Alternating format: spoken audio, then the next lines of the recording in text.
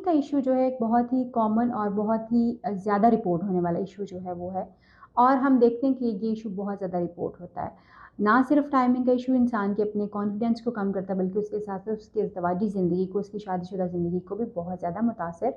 करता है। अस्सलाम वालेकुम जी, मैं हूँ डॉक्टर ताहिरा अरबाब। मैं एक माहिर नफ्सियात हूँ और उसके साथ-साथ मैं रिलेशनशिप थेरेपिस्ट और सेक्स थेरेपिस्ट हूँ। व्यूअर्स, जैसे मैंने कहा कि टाइमिंग का इश्यू बहुत ज़्यादा रिपोर्ट होने वाला एक मसला है। और लोग जो हैं ना सिर्फ उनका अपना जो अपने ऊपर एतमाद होता है उसका वो बुरी तरह शेक हो जाता है इसकी वजह से, बल्कि उसके साथ-साथ जो है उनकी इज़्दिवाजी ज़िंदगी जो है बहुत ज़्यादा मुतासिर होना शुरू हो जाती है, बिकॉज़ लोगों को अपने ऊपर एतमाद जो है वो कम हो जाता है।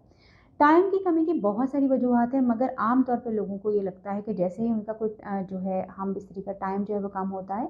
उसकी वजह जो है शायद ये है कि खुदा न ख़ास्ता उनको कोई मर्ज़ जो है वो लाहक हो गया, या उनको खुदा न ख़ास्ता अब जो है वो नामर्दगी की तरफ जो है वो जाना शुरू हो गए हैं, या इस तरह का कोई मसला हो गया जिससे उनको इम्पोटेंसी जो है वो होना शुरू हो गई है।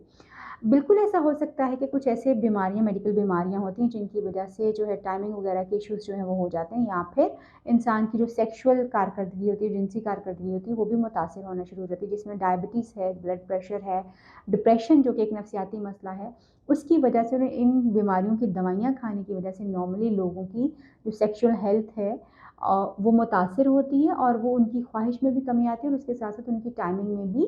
कमी जो है वो आना शुरू हो जाती है। ये तो वो कुछ वजूहात हैं जो मेडिकली हमें नज़र आती हैं, मगर हम देखते हैं कि ये बहुत कम लोगों को जो है ये मसाइल जो हैं वो होते हैं। बहुत सारे ऐसे लोग जो कि डायबिटीज़ का शिकार होते हैं,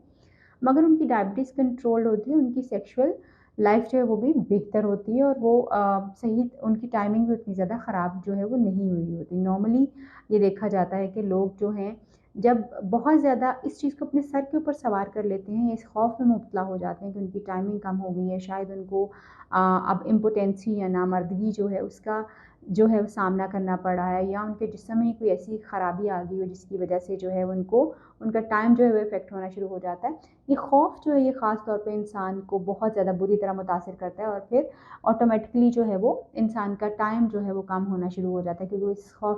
खौफ का शिकार जो है हो जाता है। बट इसके साथ-साथ कुछ और इंसान के अपने रवैये भी इस तरह के होते हैं जो ना सिर्फ़ उसकी सेक्सुअल हेल्थ को, यानी उसकी जिनसी सेहत को, बल्कि उसके साथ-साथ उसकी जिनसी कारकर्दगी को भी मुतासिर करते हैं। जिसमें से एक ये है कि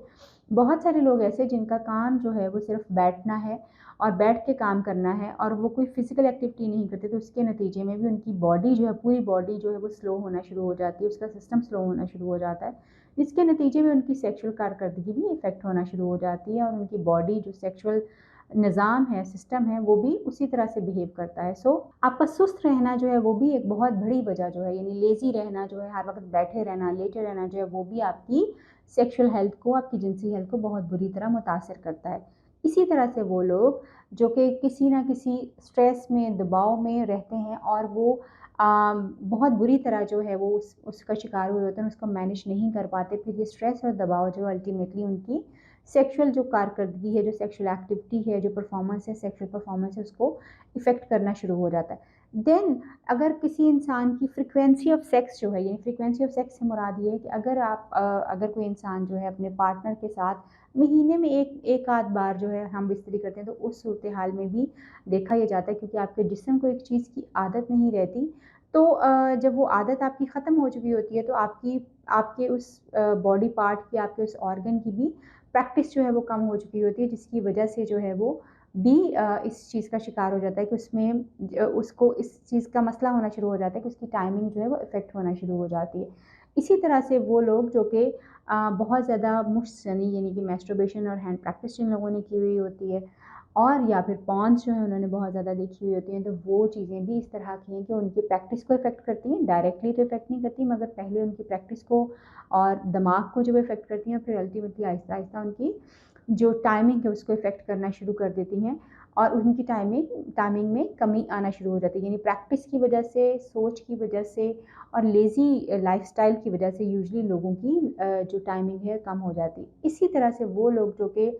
वेट जिनका बहुत ज़्यादा हो चुका होता है, यानी जिन्होंने वेट बहुत ज़्यादा पुट ऑन किया होता है, ओबेसिटी आप यूँ समझ लीजिए, मोटापा आप यूँ समझ लीजिए कि आपके लिए एक किलर है।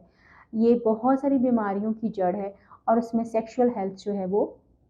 एक है, मोटापा ना सिर्फ़ आपकी टाइमिंग को कम करता है, क्योंकि मोटापे की वजह से आपका जो प्राइवेट पार्ट होता है या आपके जो आपकी बॉडी में सारी जगह के ऊपर फैट्स बहुत ज़्यादा होना शुरू हो जाते हैं, जिसकी वजह से ब्लड फ्लो जो है वो रिस्ट्रिक्ट होना शुरू हो जाता है। जब ब्लड फ्लो रिस्ट्रिक्ट होता है या कम होता है, यानी खून का बहाव जो है जब वो उतना आसानी से नहीं हो पा रहा होता, तो डेफ़िनेटली उससे चीज़ें इफ़ेक्ट होना शुरू हो जाती हैं। फिर इरेक्शन का प्रॉब्लम और टाइमिंग का प्रॉब्लम जो है वो भी, इसका रिज़ल्ट जो है वो होना शुरू हो जाता है। वो लोग जिनको नींद की कमी बहुत ज़्यादा होती है, जिनका ट्रैवल बहुत ज़्यादा होता है, यानी बहुत ज़्यादा ट्रैवल करते हैं, उनकी बॉडी जो है हर वक़्त फटीग में, थकन में रहती है, उन लोगों में भी देखा जाता है कि ये सारी चीज़ें जो है उनकी टाइमिंग को और सेक्सुअल परफॉर्मेंस को जो है वो इफ़ेक्ट कर रही होती हैं। अब हम देखेंगे कि हम इन प्रॉब्लम्स को, जो कि अभी हमने डिस्कस किए हैं, हम अपनी टाइमिंग, यानी ये जो टाइमिंग का इशू हो रहा है, उसको हम किस तरह से इम्प्रूव कर सकते हैं। वो ऐसी कौन सी चीज़ें हैं जो हमें हेल्प कर सकती हैं कि इंसान अपनी जो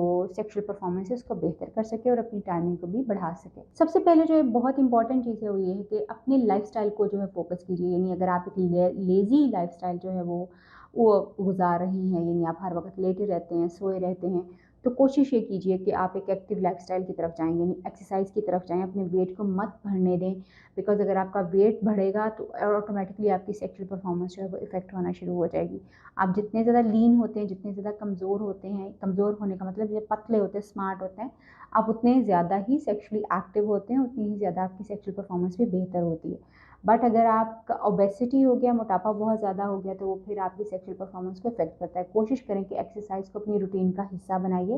एक्सरसाइज़ जो है वो हर रोज़ कोशिश करें कि वो आप कर सकें, ताकि आपका वेट जो है वो ना बढ़ सके और अब फिर आपके मसल्स में जो है स्ट्रेंथ आ सके।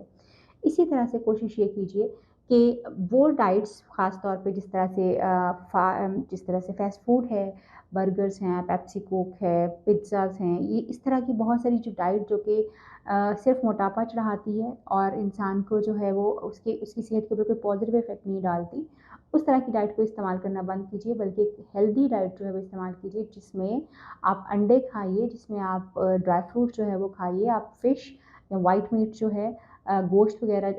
की जगह जो है चिकन को, और देसी चिकन, क्योंकि हमारे यहाँ पे काफ़ी इशू होता है, तो देसी चिकन अगर आपको मिलता है तो वो आप खाएँ। और अगर और कुछ नहीं मिलता तो अंडे ज़रूर आप इस्तेमाल कर सकते हैं। ड्राई फ्रूट्स में ख़ास तौर पे जो है वॉलनट्स का इस्तेमाल ज़रूर कीजिए, ताकि आपकी हेल्थ जो है वो बेहतर होना शुरू हो जाए। इसी तरह से टाइम टू टाइम जो है हम सब की बॉडी में कहीं न कहीं कोई न कोई कमी जो है वो रह रही होती है।